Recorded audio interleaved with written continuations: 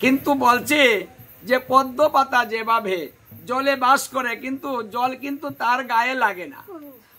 তুমি সংসারে বাস করো, কিন্তু সংসারে যেন তোমার মধ্যে বাস না করে। মানে আমরা সংসারে থাকবো, কিন্তু আমাদের মধ্যে যেন সংসার না থাকে। যদি আমাদের মধ্যে সংসার থাকে, তাহলে আমরা যে কোনো ভজন করব, বারবার জন্মগ্রহণ করব। কারণ সংসারের মোহ যে পরিত্যাগ করতে পারে না, তার বারবার সংসারে আসতে হয়। তাহলে যদি আমরা মুক্ত হতে চাই, তাহলে পদ্ম পাতা হইতে হবে। তাহলে আমাদের আর দুঃখ দুর্দশা থাকবে না। কারণ এখানে কিন্তু এটা শান্তির জায়গাই না। চতুর্দিকে যারা আছে ওরা সবাই শত্রু। এখানে কিন্তু বান্ধব নেই, আপন কেউ নেই। এরা সবাই স্বার্থের জন্য এক একজন দাঁড়িয়ে আছে। আমার কাছ থেকে কিছু নিবে দাঁড়িয়ে আছে, কিছু পাবে আশায় আছে। এখানে আমার মুক্ত হওয়ার জন্য, শান্তির জন্য কেউ আমার জন্য চেয়ে বসে নাই। তাহলে এখানে যা আছে সব হচ্ছে জ্বালা এবং যন্ত্রণা। এই জ্বালা যন্ত্রণা থেকে আমাদের মুক্ত হওয়া দরকার। এটা ক্ষণিকের ভালোবাসা, ক্ষণিকের সুখ, স্থায়ী নয়, এটা অস্থায়ী। আর অস্থায়ী বিদায় এই 2-4 দিন ভালো যায় না, লেগে যায়।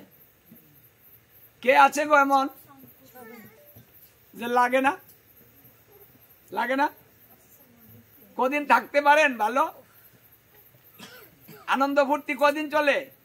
হ্যাঁ, 2-4 দিন ভালো আনন্দ ফুর্তি করে সময় কাটালেন। হ্যাঁ, আরেকদিন খাপের খাপ লেগে গেল, আবার 2-7 দিন চলে গেল, মন খারাপ, কথা বলে না। হ্যাঁ, কেউ কাউকে দেখতে পারে না, চলে যায়। আবার একটু ঠিকঠাক হলো, আবার 2-4 দিন গেল। এই যে আমাদের জীবন চলছে, তাহলে কি আমরা সুখী? হ্যাঁ, আমরা সুখী না। তাহলে আমরা একটা স্থায়ী সুখ চাই। এই দুঃখটা কিন্তু আমরা চাই না, কেউ চাই না। তাহলে স্থায়ী সুখ যদি আমরা চাই, তাহলে একটা স্থায়ী ঠিকানা খোঁজ করে নিতে হবে। মানে যে ঠিকানায় আমরা যদি উত্তীর্ণ হতে পারি, তাহলে আর কোনোদিন এই যে দুঃখ দুর্দশাটা, জ্বালা যন্ত্রণাটা কোনোদিন আমাদেরকে স্পর্শও করতে পারবে না।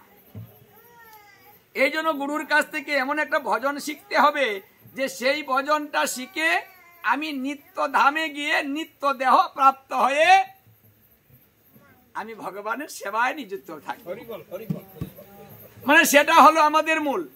আর এইটা যে পর্যন্ত না হবে, সেই পর্যন্তই আমাদের দুঃখ দুর্দশা যাবে না। আমাদের মুখ্য উদ্দেশ্যই হচ্ছে আমাদের ভগবত ধামে ফিরে যাওয়া, মানে নিজের বাড়িতে চলে যাওয়া, যেখান থেকে এসেছি সেখানে চলে যাওয়া। ওটা হলো স্থায়ী ঠিকানা, ওখানে হলো সুখ। এই জন্য ওই দামটার নাম হচ্ছে আনন্দের দাম। মানে যেখানে নিরানন্দ নাই, মানুষ বড় হবে না, বৃদ্ধ হবে না, রোগাগ্রস্ত হবে না, অভাবগ্রস্ত হবে না। মানে যে যেমন থাকবেন ঠিক সেই অবস্থাতেই চলবে। ওটা বাড়বেও না, কমবেও না, সমানভাবে বিরাজ করবে। তাহলে কোন সুখটা ভালো? সংসারের সুখটাকে বলছে যে চুলকানোর সুখ, এটা এর বেশি সুখ না, চুলকানোর সমান সুখ। দেহের মধ্যে যদি চুলকানো হয়, একটু চুলকালে কিন্তু ভালোই লাগে, সুখ মনে হয়, খুব স্বাদ হয়। চুলকালে ভালো লাগে না গো? ভালো লাগে। কিন্তু চুলকানোর পরে কি লাগে? চুলকানোর পরে জ্বালা। তখন কিন্তু ভালো লাগে না যে একটু চুলকালাম আর কদিন জ্বালা ভোগ করলাম। ডাক্তার বলছে আরে চুলকাবেন না, গা হয়ে যাবে। হ্যাঁ, আমাদের এই সংসারের সুখটা কিন্তু ঠিক এই চুলকানোর সমান সুখ। যে সুখটা আমরা পাচ্ছি, সেই সুখটা পরিণামে আমাদের দুঃখ দুর্দশায় ডেকে আনে। আপনি যদি অধিক ধনের মালিক হন, আপনি সুখী হতে পারবেন না, শত্রু বেড়ে যাবে চতুর্দিকে, আপনাকে ভয়ে রাত দিন কাটাতে হবে। শান্তি কোথায়? নেই, কারণ ধনেও কাউকে শান্তি দিতে পারছে না, জনেও দিতে পারছে না।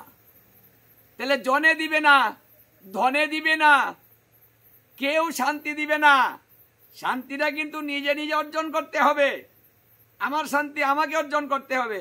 আমার শান্তির জন্য কিন্তু কেউ আমাকে কিছু দিবে না। হে উদ্ধব, মানুষের শান্তি হচ্ছে মানুষের মন। তার মনের মধ্যে শান্তি এবং অশান্তি দুটাই এক জায়গাতেই বিরাজ করে।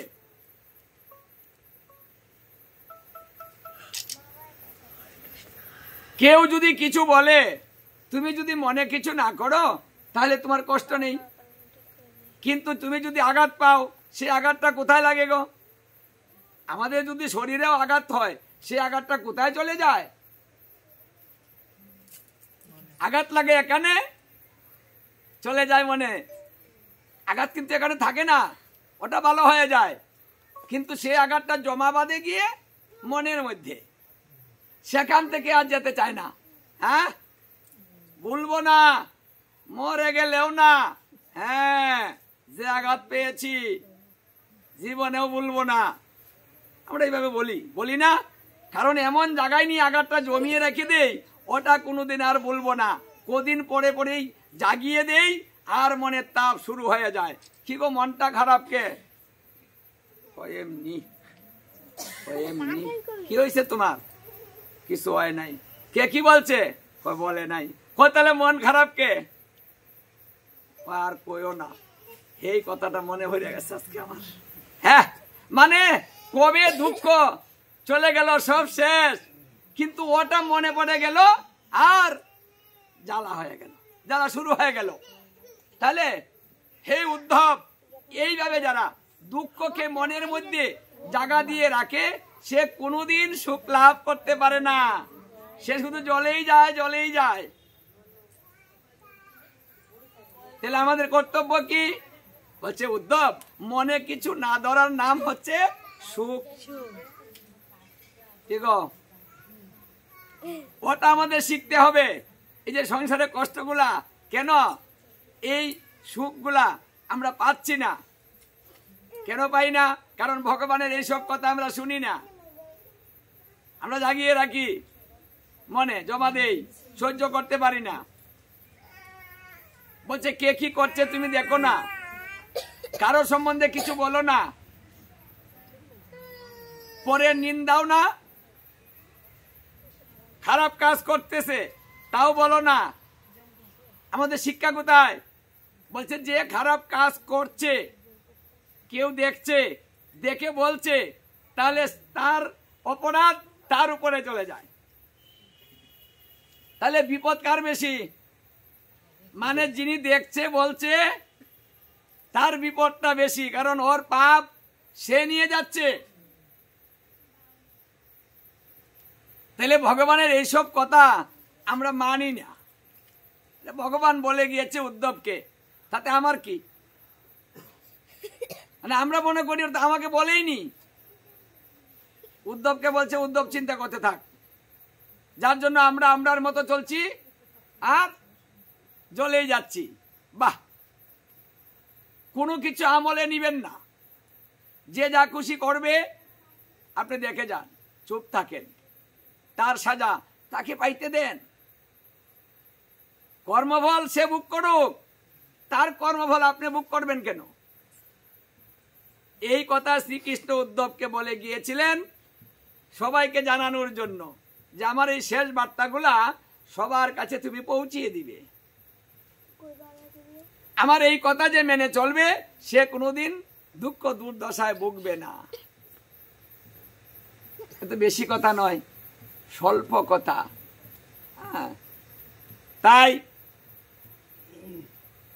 তত্ত্ব জেনে ভজে তারে কৃষ্ণ নাহিতে।